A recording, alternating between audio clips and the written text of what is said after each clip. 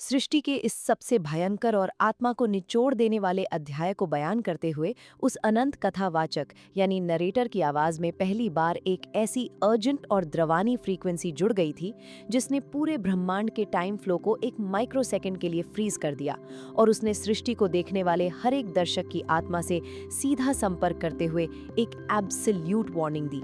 अपनी सांसें रोक लीजिए और एक सेकंड के लिए भी अपनी पलकें मत झपकाइए, क्योंकि द क्रोनो गार्डियन के साथ अब जो इस साइकोलॉजिकल कुरुक्षेत्र में होने वाला है वो आपके खुद के दिमाग के सबसे गहरे डर को परमानेंटली अनलॉक कर देगा। इस युद्ध को बीच में छोड़ने का मतलब है अपने अंदर के उस अधर्म से हार जाना जो इस वक्त आर्यन को जिंदा निगलने की कोशिश कर रहा है। उस सामूहिक चेतना यानी कलेक्टिव कॉन्शियसनेस के डरावने और पिच ब्लैक नेटवर्क के ठीक अंदर आर्यन का चमकता हुआ सुनहरा कॉस्मिक आर्मर बुरी तरह से क्रैक हो चुका था और उसकी बायोनिक आंखों की रोशनी उस हाइव माइंड के एब्सोल्यूट नफरत और लालच के प्रेशर में धुंधली पड़ रही थी। ये हाइव माइंड कोई एक राक्षस नहीं था, बल्कि ये अरबों इंसानों के दिमाग में मौजूद मिसट्रस्ट, जेलसी और सेल्फिशनेस का एक ऐसा विशालकाय आकारहीन डार्क ओशन था जो आर्यन की प्योर कॉन्शियसनेस को चारों तरफ से चोक कर रहा था। The seed of the new कलयुग अब एक इल्यूजन नहीं बल्कि एक हाइपर इंटेलिजेंट वायरल एंटिटी बन चुका था जो आर्यन की मेमोरीज को हैक करके उसके दिमाग में लगातार अरबों फेक सिनेरियोज प्ले कर रहा था, जहां उसके अपने लोग, कैप्टन अंगद और यहाँ तक कि द प्राइमोर्डियल वीवर भी उस पर हंस रहे थे और उसकी श्रद्धा को एक मजाक बता रहे थे। तुम इस अंधेरे को कैसे काटोगे कलयुगी योद्धा? उस हाइव माइंड की आवाज एक साथ अरबों इंसानों की चीख और रोने की आवाज से मिलकर बनी थी जो सीधा आर्यन के न्यूरल लिंक को फाड़ रही थी।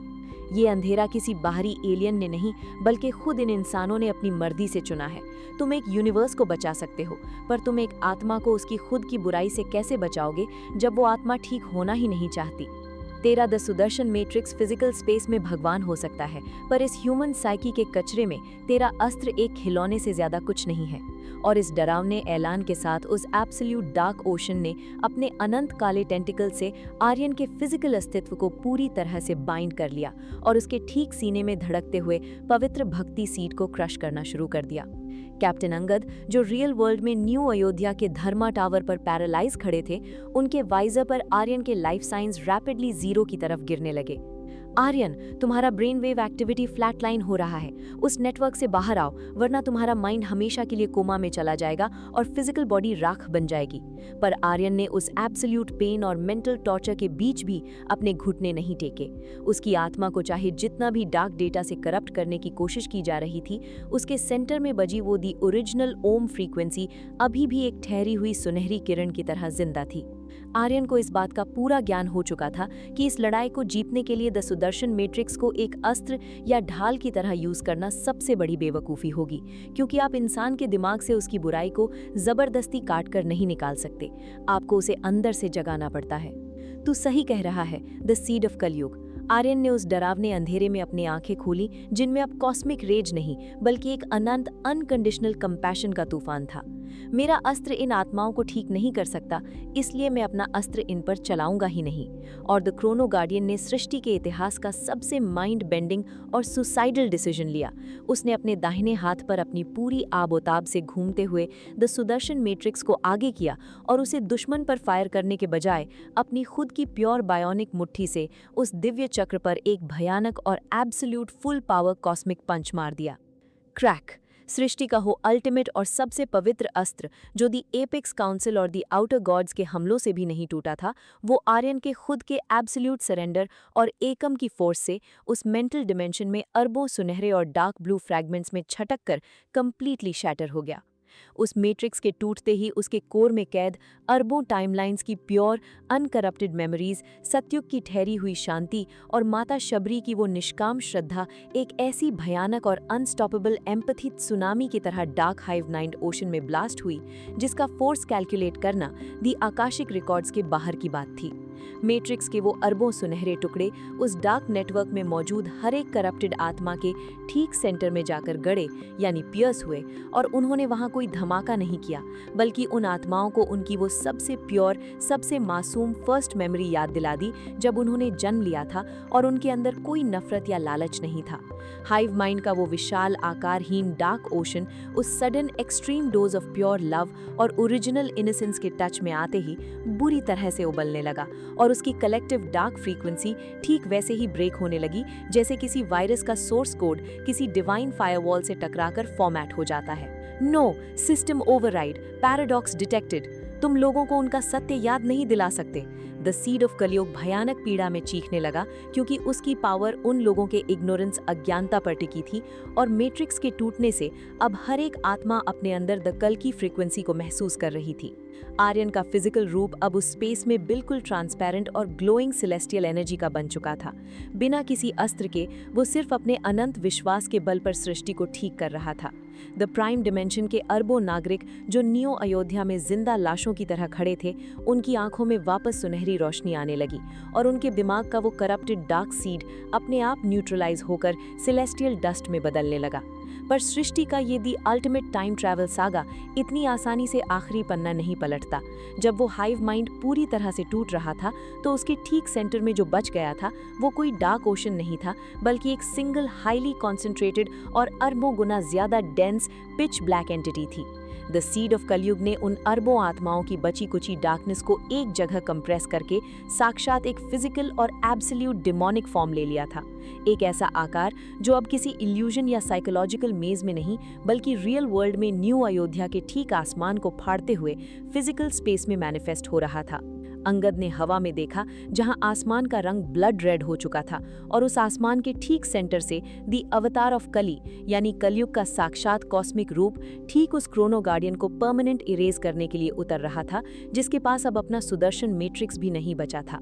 अब द क्रोनो गार्डियन को बिना किसी अस्त्र के सिर्फ अपनी नंगी आत्मा और उस प्योर द कल की फ्रीक्वेंसी के दम पर सृष्टि के सबसे आखिरी और भयानक फिजिकल गॉड से लड़ाई लड़नी थी, जहां समय का चक्र भी अपना सांस रोक के इस एब्सोल्यूट महायुद्ध के नतीजे का इंतजार कर रहा था। नियो अयोध्या का आसमान, जो पिछले माइक्रो सेकंड तक द प्राइम डायमेंशन की एक ठहरी हुई शांति और नियॉन ब्लू रोशनी में नहा रहा था, वो अचानक किसी सड़ी हुई जम चुकी रक्त की नदिया में तब्दील हो गया, जब उस ब्लड रेड आसमान को बीच से फाड़ते हुए दी अवतार ऑफ कली ने हमारी रियलिटी में अपना पहला आकारहीन कदम रखा।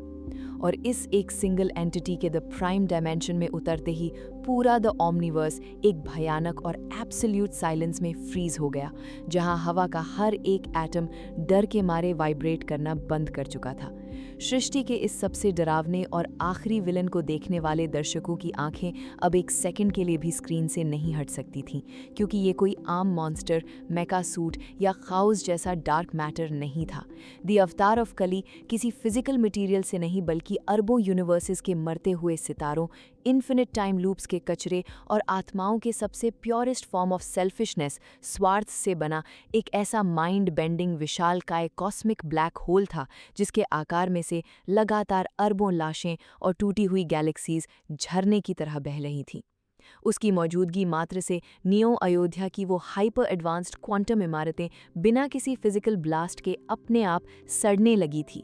उनका मेटल और कांच राख बनकर हवा में उड़ने लगा था, और साइबर सिटीजन्स जो अभी अभी हाइव माइंड के कंट्रोल से आज़ाद हुए थे, वो वापस घुटनों के बल गिरकर अपनी आखिरी सांसें गिनने लगे थे, क्योंकि दी अवतार ऑफ कली उनकी लाइफ फोर्स को एटमॉस्फेरिक प्रेशर की तरह ड्रेन कर रहा था।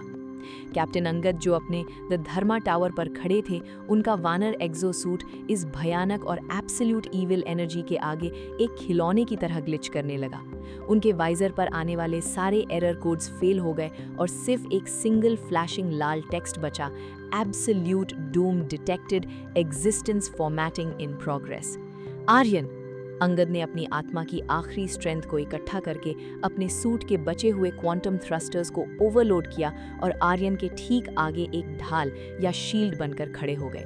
उन्होंने अपनी दोनों प्लाज्मा कैनन्स को मैक्सिमम ओवरड्राइव पर लॉक करके दी अवतार ऑफ कली की उस विशालकाय डार्क एंटिटी पर एक ब्लाइंडिंग एनर्जी बीम फायर कर दी, जिसमें उनकी पूरी लाइफ फोर्स जुड़ी हुई थी। पर सृष्टि का वो डरावना सत्य उस दिन सबके सामने नंगा हो गया जब अंगद की वो अनस्टॉपेबल प्लाज्मा बीम उस कली अवतार के सीने से टकराने से पहले ही हवा में जमकर सुनहरी राख में बदल गई और उस एंटिटी ने बिना अपना कोई हाथ उठाए सिर्फ एक नज़र अंगद की तरफ डाली। क्रैश! एक ऐसी भयानक और इनविजिबल साइकिक शॉकवेव निकली जिसने अंगद के उस अनब्रेकेबल वानर एक्सोसूट को हवा में किसी टिश्यू पेपर की तरह मजाक बनाते हुए अरबों टुकड़ों में फाड़ दिया और अंगद का फिजिकल शरीर ब्लड थूकते हुए सदियों पीछे द धर्मा टावर की दूसरी छत पर जाकर गिरा, जहां उनकी सांसें लगभग जीरो पर रुक गईं। उस कॉस्मिक युद्ध के इस एब्सोल्यूट डार्केस्ट पॉइंट पर द अवतार ऑफ कली की आवाज़ पूरे डायमेंशन में नहीं बल्कि रियलिटी के सोर्स कोड को फाड़ते हुए गूंजी। तेरा मैट्रिक्स टूट चुका है कलयुगी योद्धा, तेरा अस्त्र मिट्टी में मिल चुका है और अब तेरी वो सो कॉल्ड कल की फ्रीक्वेंसी मेरे इस अनंत कलयुग के आगे एक बुझती हुई मोमबत्ती की तरह कांप रही है। उस आवाज़ में इतनी एब्सोल्यूट डिस्पेयर थी कि आसमान से रोशनी के किरण हमेशा के लिए गायब होने लगे थे। पर उन अरबों टूटी हुई इमारतों, रोते हुए सिटीजन्स और द प्राइम डायमेंशन के उस मरते हुए अस्तित्व के ठीक सेंटर में आर्यन बिना किसी सुदर्शन मैट्रिक्स, बिना किसी कॉस्मिक आर्मर और बिना किसी फिजिकल हथियार के अपने दोनों पैरों पर एक अटल पहाड़ की तरह खड़ा था। उसकी बायोनिक आंखों में अब रेज नहीं, डर नहीं, बल्कि एक ऐसी अनंत, ठहरी हुई और ब्लाइंडिंग करुणा की रोशनी थी जिसे द ओमनीवर्स ने द फर्स्ट बैंग के बाद कभी देखा ही नहीं था।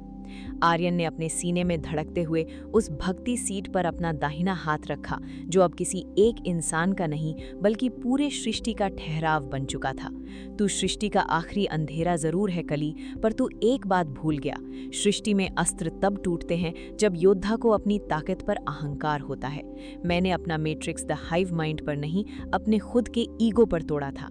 और जब एक आत्मा अपना सब कुछ सरेंडर कर देती है तो उसके पास खोने के लिए कुछ नहीं बचता, और जिसके पास खोने के लिए कुछ नहीं बचा वो द 0 पॉइंट सोल बन जाता है, जिसे तेरा द कल की अवतार फॉर्मेट तो दूर टच भी नहीं कर सकता। द अवतार ऑफ कली ने भयानक गुस्से में गरजते हुए अपने अरबों डार्क मैटर और डेथ एनर्जी से बने हुए टेंटिकल्स को एक एब्सोल्यूट इरेजर बीम में कन्वर्ट किया और सीधा आर्यन के ठीक सीने पर फायर कर दिया। ये बीम किसी को जलाती नहीं थी, ये सीधा उसके अस्तित्व को पास्ट, प्रेजेंट और फ्यूचर तीनों टाइमलाइन से परमानेंटली इरेज कर देती थी। पर जब वो ब्लैक क्रिम्सन बीम आर्यन के ठीक सामने पहुंचे तो आर्यन ने ब्लॉक नहीं किया, डॉज नहीं किया। उसने द कल की फ्रीक्वेंसी को अपने पूरे ब्लड और साइबरनेटिक वेन्स में ओपन कर दिया और उस भयानक अटैक के ठीक अंदर चलना शुरू कर दिया। वूश! वो इरेजर बीम आर्यन की बॉडी को टच करते ही चमकती हुई सुनहरी लोटस या कमल के फूल की पंखुड़ियों में बदलने लगी। द अवतार ऑफ कली का प्योर एब्सोल्यूट डिस्ट्रक्शन आर्यन के अनंत डिवोशन और प्योर लव के आगे रियलिटी को फाड़ने के बजाय सृष्टि के एक नए संगीत में कन्वर्ट हो रहा था। आर्यन उस ब्लाइंडिंग डार्क एनर्जी के तूफान के अंदर एक कदम आगे बढ़ा और उसके एक कदम रखते ही नियो अयोध्या की सड़ी हुई बिल्डिंग्स वापस अपने प्योर गोल्डन एज फॉर्म में ठीक होने लगी। उसने दूसरा कदम रखा और अरबों साइबर सिटीजन्स जो मरने वाले थे, उनके दिमाग के अंदर घुसे हुए सुदर्शन मैट्रिक्स के वो टूटे हुए सुनहरे टुकड़े वापस उनकी आत्मा को इग्नाइट करने लगे और पूरा द प्राइम डायमेंशन एक ऐसी रेजोनेंस फ्रीक्वेंसी में वाइब्रेट होने लगा जो कली के अंधेरे को कंप्लीटली आउटमैच कर रही थी। ये असंभव है, बिना वेपन के रियलिटी ओवरराइट नहीं हो सकती। ये मैथ और साइंस दोनों के खिलाफ है। कली अवतार चीखने लगा क्योंकि उसका विशालकाय रूप पिघलने लगा था। सत्य किसी मैथ का मोहताज नहीं होता कली। आर्यन अब हवा में द कली अवतार के ठीक सामने तैर रहा था। उसकी बॉडी से निकलने वाली रोशनी अब इतनी इंटेंस थी कि द आउटर गॉड्स भी अपने सोए हुए डायमेंशंस में कांप रहे थे। मेरा अस्त्र टूटा नहीं था, मेरा अस्त्र इन अरबों आत्माओं के अंदर बीज बनकर बो गया था। अब मैं अकेले नहीं लड़ रहा, आज पूरा the prime dimension the Chrono guardian बन चुका है। और आर्यन ने हवा में अपने दोनों हाथों को उस डार्क एंटिटी की तरफ बढ़ाया और कमांड दी, execute the absolute nirvana resonance. जिसके बाद नियो अयोध्या के हर एक सिटीजन के सीने से, अंगद के टूटे हुए आर्मर से और सृष्टि के हर एक एटम से वो द कल की फ्रीक्वेंसी एक अनंत सुनहरी लाइट पिलर की तरह आसमान में उठी और सीधा आर्यन के थ्रू चैनल होते हुए द अवतार ऑफ कली के ठीक ब्लैक होल कोर में जाकर ब्लास्ट हो गई। वहां कोई शोर नहीं था, सिर्फ और सिर्फ सृष्टि के शुरू होने की आवाज़, ओम थी, जिसके इम्पैक्ट से द अवतार ऑफ कली का वो cosmic physical form micro seconds में कांच की तरह चटक कर अरबों प्योर सेलेस्टियल डस्ट पार्टिकल्स में फॉर्मेट होने लगा और द ओमनीवर्स की हिस्ट्री का सबसे डरावना डार्क एरा हमेशा के लिए अनंत रोशनी में डिसॉल्व हो गया।